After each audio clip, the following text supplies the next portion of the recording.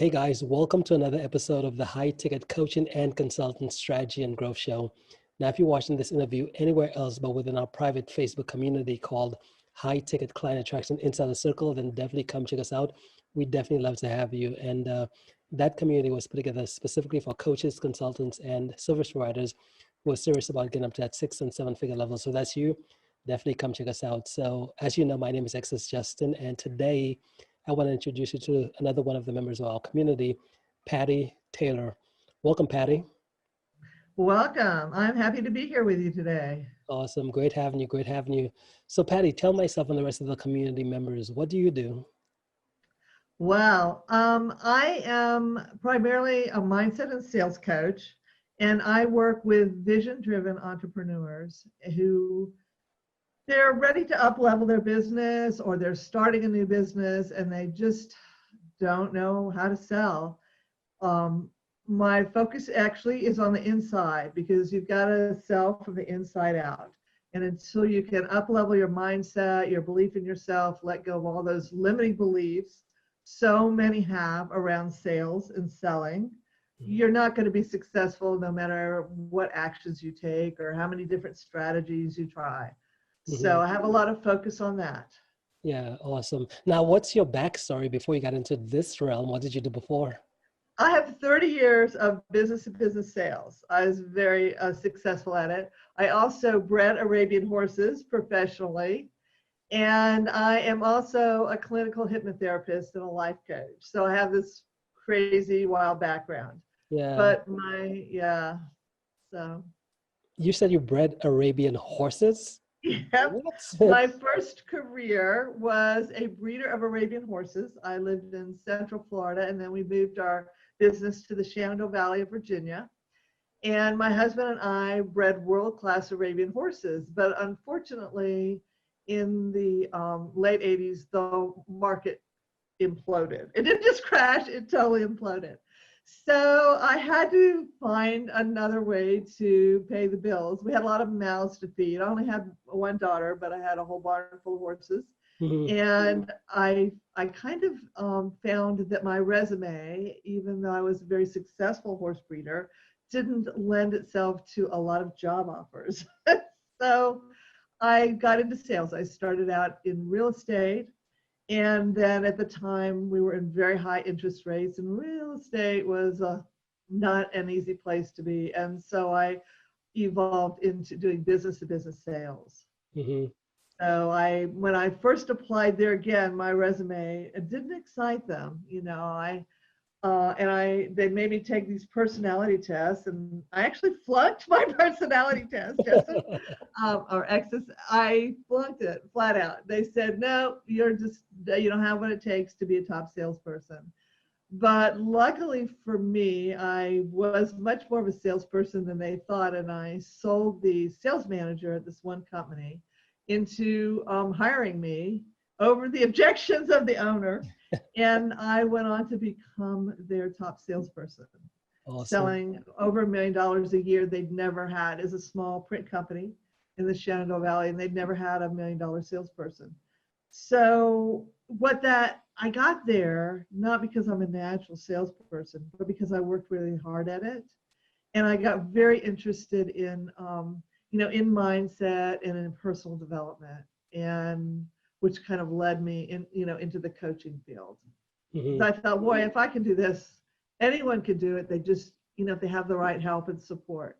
Yeah. So. Now, in terms of sales, would you consider yourself a natural saleswoman? Absolutely not. I'm a natural introvert, actually. Rather sit at home and read a good book. So it was hard for me at first, but I had a pretty big overhead, and I didn't have the background to go out and get a 6-figure income job. And I decided that's what I needed to support my family, comfortably, and all the mouths, including horses, dogs, and the farm. We had a very large farm in the Shenandoah Valley. And so I worked really hard at it. I basically worked on my mindset. Twofold, mindset and skills. I had to master sales skills, but most of all, I had to master my mindset and my beliefs. and just really transform those limiting beliefs that so many of us have running in the background into ones that would support my success. Yeah. Now, when you got into that role of selling, was it an immediate type of, okay, go sell, or was it more based on training when you were first getting started? So we had a couple months of in-house training, which is something they had never done before. And then basically we were, you had to go out. This was an established business. So they hired two of us at the same time, and they gave us each a small number of accounts, but the expectations were that we had to grow those accounts. And so we were expected to get out there and start selling pretty quickly.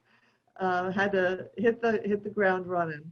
I was given less than $200,000 worth of accounts, and when I left that company, I had almost $1.5 million worth of accounts. So Yeah. I did a lot of selling. Yeah.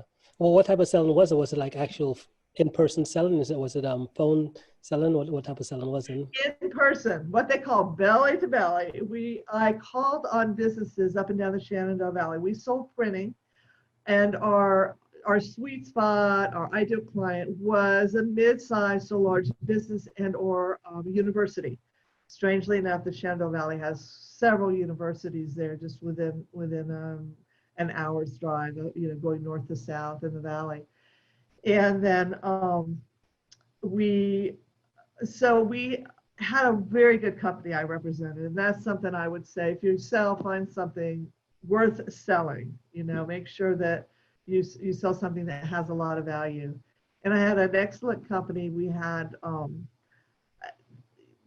services that not every print company had. We not only sold print, we had design, we had project management, we did mailing and fulfillment, and so a lot of different things. So our ideal client was somebody that could utilize those. I didn't sell to the mom and pop, business that bought a few hundred business cards a year. We had companies that sold bought large masses of printing. Can't talk today, but large amounts of printing. My businesses that I worked with, as after I'd been there a while, might do anywhere from $10,000 to several $100,000 a year in print with us. Mm-hmm. So yeah, awesome stuff, awesome stuff. And what made you take the leap to where you left doing this type of a job to now what you do today? it wasn't like all of a sudden. So what I originally did when we moved here to Virginia, or to Montana from Virginia, my goal, actually, I had already finished my life coach training, was to start a business. But it got slowed down a little bit. My husband got ill, couldn't work. So I ended up going back and working for quite a few years, in the field in sales.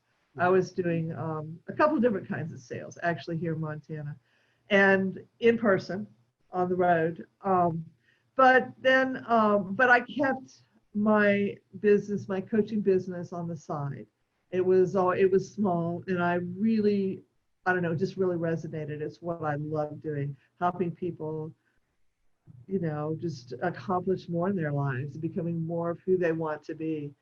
But I found with the life coaching that people would get stuck in a place, and they often didn't get the breakthroughs that they were looking for, or they might get them temporarily, and then something comes along and they're kind of back to square one. And I was fortunate enough to have the opportunity to become trained as a clinical hypnotherapist. And that seems to me answers a lot of the problems people have when they're dealing with their mindset and they're trying to have these breakthroughs in their business, and they're always connected.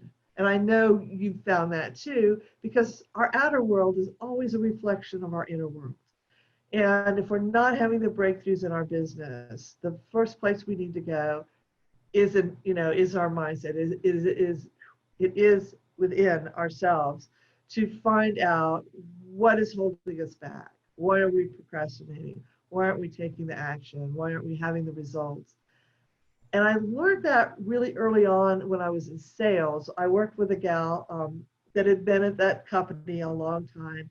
And I'd been in this print sale business for about a year, and I was starting to have some impressive results. And I wasn't egotistical enough to think I was that much better, because I knew I had a lot more yet to learn. Print sales is a rather complex sales, a lot of technical and information that you have to know.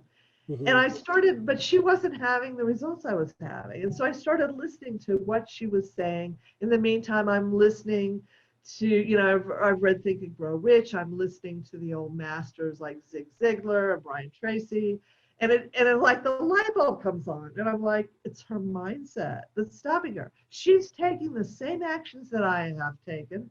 She's got more experience than what I have. And yet she's not getting the results.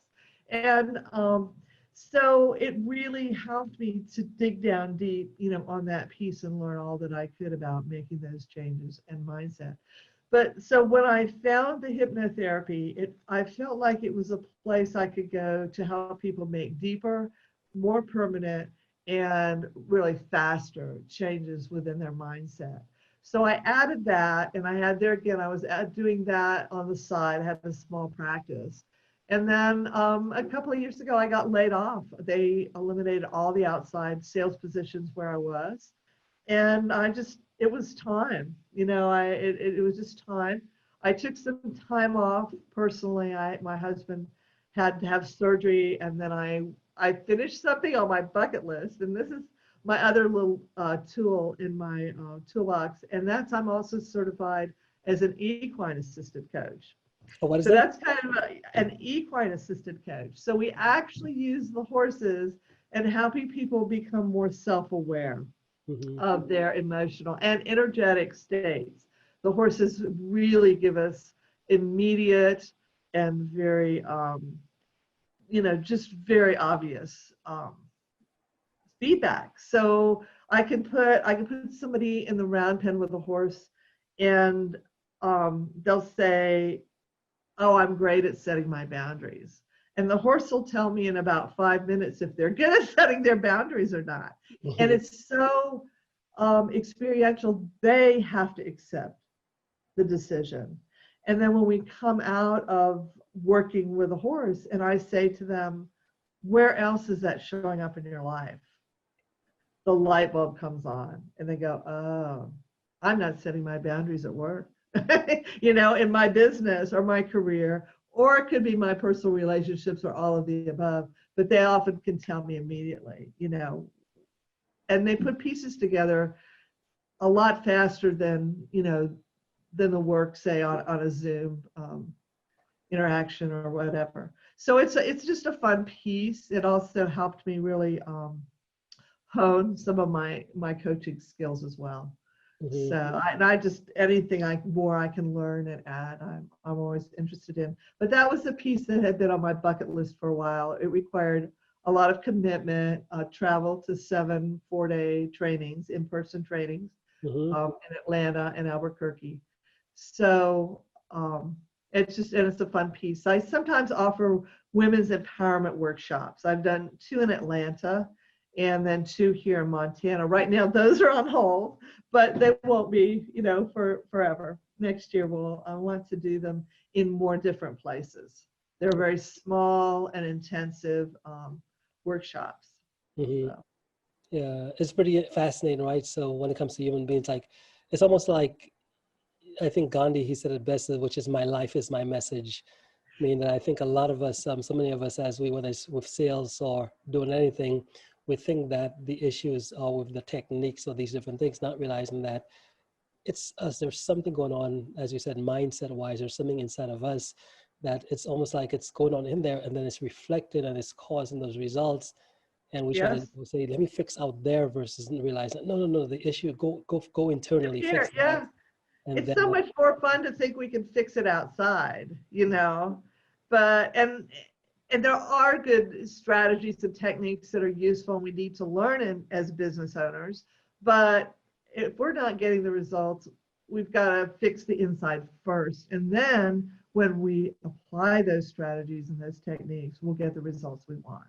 right. So, but our unconscious mind actually runs 95% of our lives. Neuroscience has shown that 95% of the decisions we make are made from our unconscious, our subconscious programming. Mm-hmm. We're not conscious of it. We think we're in charge, but we're not.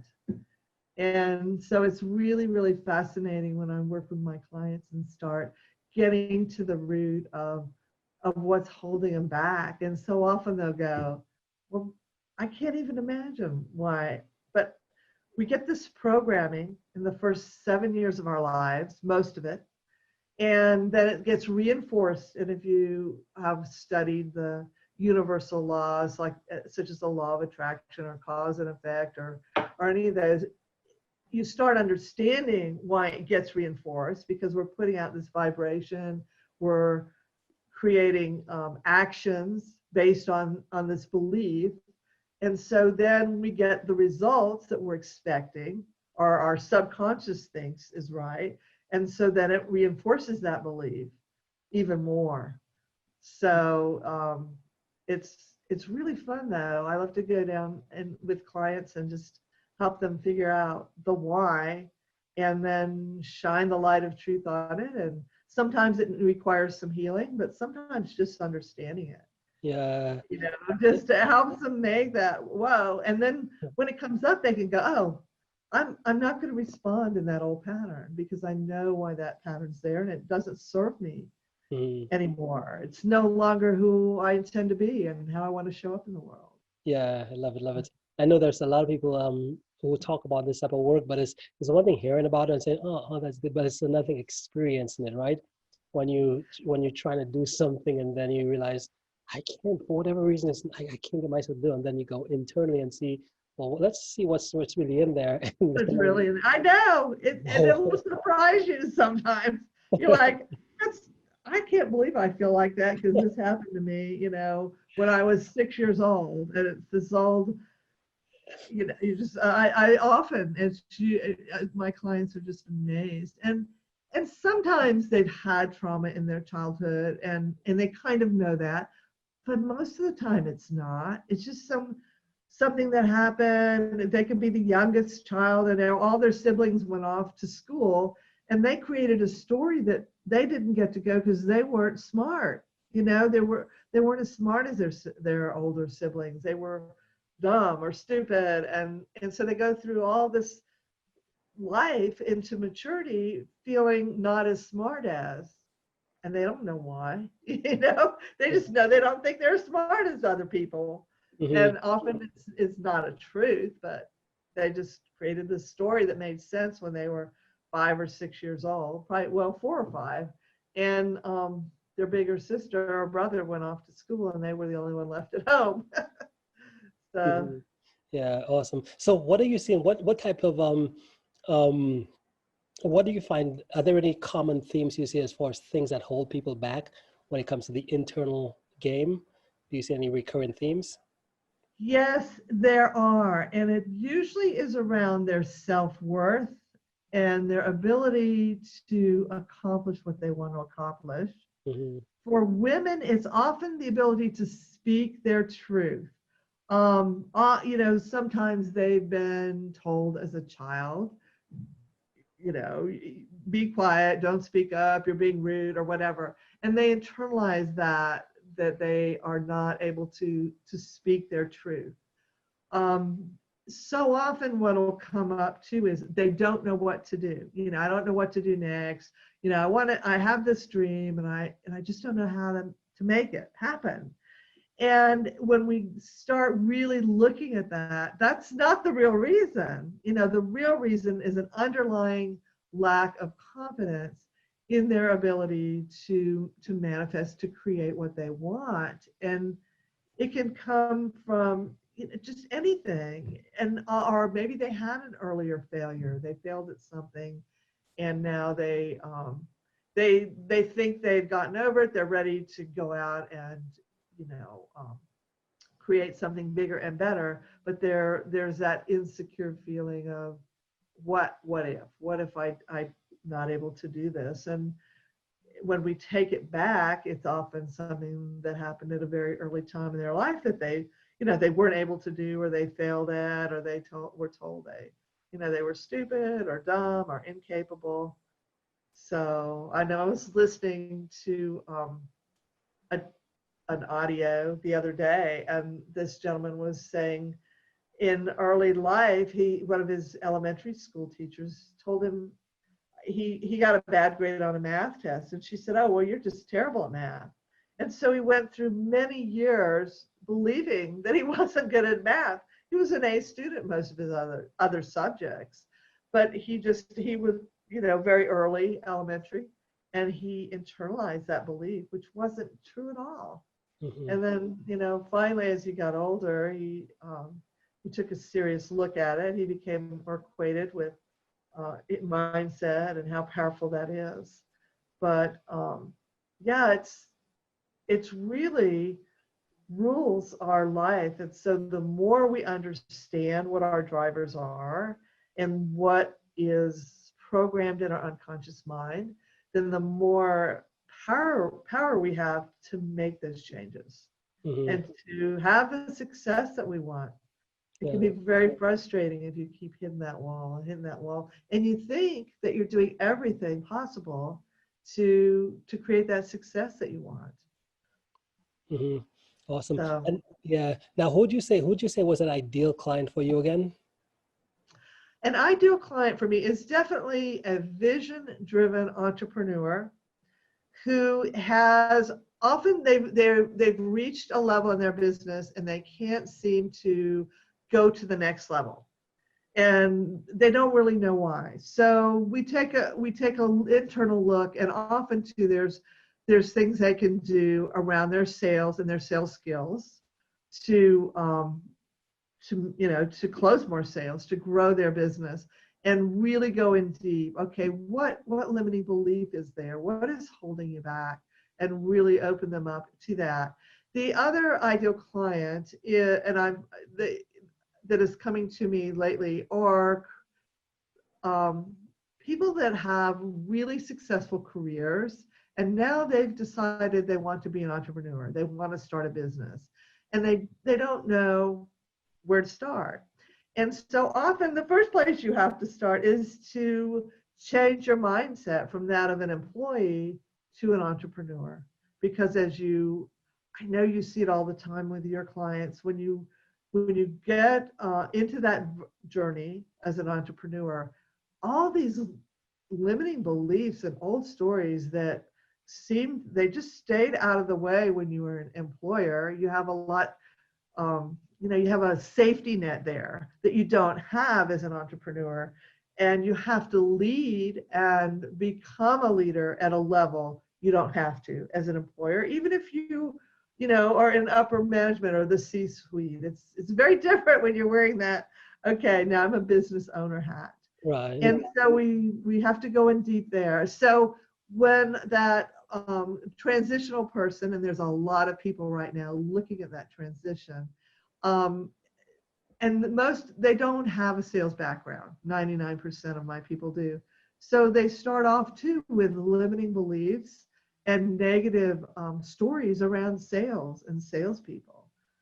But you can't have a business until something is sold, right?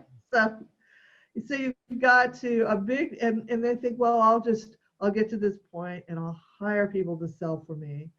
But I find those that don't embrace sales and a sales mindset never are able to hire salespeople that are really going to take off and grow their business either. Mm-hmm. So you have to embrace it. And there is so much negativity around. I don't want to sell. I'm not a salesperson. I don't want to be pushy or manipulative or all those things they think incorrectly you have to be to sell. Yeah. So.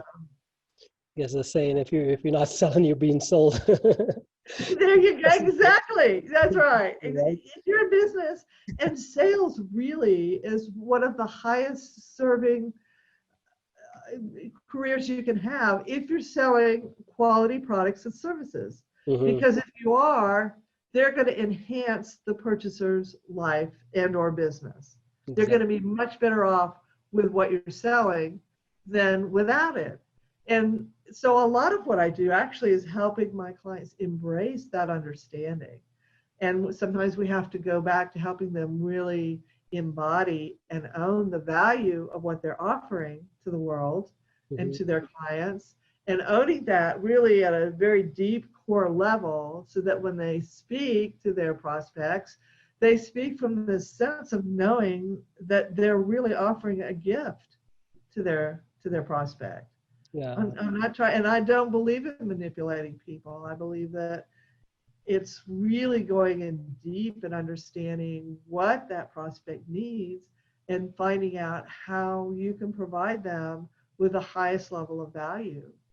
What is going to be their highest level of outcome? What do they really need to accomplish? And sometimes they don't even know. That's the thing. Often a client will, a prospect will say, well, here's what I want. And it's not really when they, in helping them understand what it is they really do need to gain their highest value, can be a lot of the conversation. Yeah, awesome. Love it, Patty. Well, hey, if someone wanted to be able to reach out and connect with you, what's the best way for them to be able to do so? I would say to email me, and that would be Patty, Patty, at pattytolar.com, pattytolar.com. And you can also go to my website, pattytolar.com, and you can connect with me there as well. Awesome. Love it. And guys, if you're watching this on the live or the replay, first of all, great job being here with us today. But secondly, all the links Patty just mentioned to get connected with her through our website and email, they will either be right above or below this video. So you can click and get connected right to her. So Patty, hey, thank you so much for making the time to be here today. Do you have any final thoughts before we end?